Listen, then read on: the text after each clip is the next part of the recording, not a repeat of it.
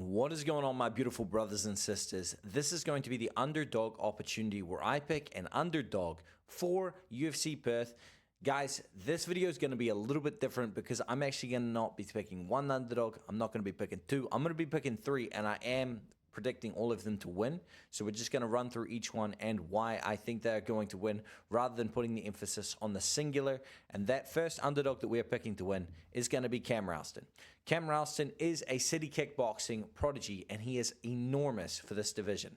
His nickname and moniker is the Battle Giraffe, and it is suitable because he is tall and long and built like a giraffe. A lot of people have talked about the concern of him keeping his chin in the air. However, it hasn't actually cost him so far.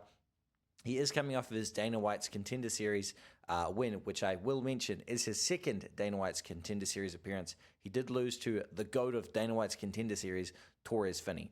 But even in that Torres Finney fight, there was a lot of positives that I took away, and the first of which was that he can get up if taken down. And that might sound stupid, but if you can work your way back up to the feet not once, but twice, three times, each and every single round, then it shows that you are not going to settle in a position. And Cam Ralston, while he can be taken down, he will always work his way up, and he didn't also get submitted, which shows that he has an understanding of grappling from that aspect. And he's going to need it in this matchup because he is taking on Andre Petroski, who is a very talented grappler in his own right, and he does shoot real takedowns. But Cam Ralston, I do believe, is going to be too much on the feet.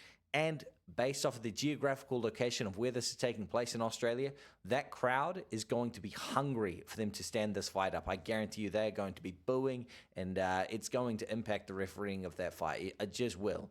They're not just going to let Andre Petroski just lay and prey on Cam Ralston. If this fight gets stagnant down there, it's going to get stood up. So I think that Cam Ralston is going to get the better of the striking exchanges, and I expect him to win either by knockout or decision against Andre Petroski. Let's go.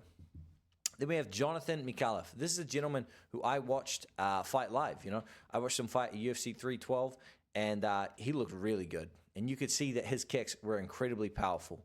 The way that he was able to just dot up Kevin Jousset with that body kick and create damage, the bruising was visible even from my seat. So Jonathan Mikhailov kicks like a absolute mule, and I think he's talented everywhere. The only facet of his game that I'm a little bit concerned about is, he does seem to hang out on bottom position a little bit too long in the grappling sometimes. I know he's well-versed in his jiu-jitsu, and sometimes that's an area where people, hang out a little bit too long for MMA fights, and I hope that's something they've worked on within his camp, because otherwise Oban Elliott might be able to expose that. But I'm still going to go with Jonathan Mikhailov. I've been more impressed from what I've seen from him. He's very young, he's very hungry, and I think he's going to be energized by the home advantage of fighting in Australia. So give me Jonathan Mikhailov to defeat Oban Elliott.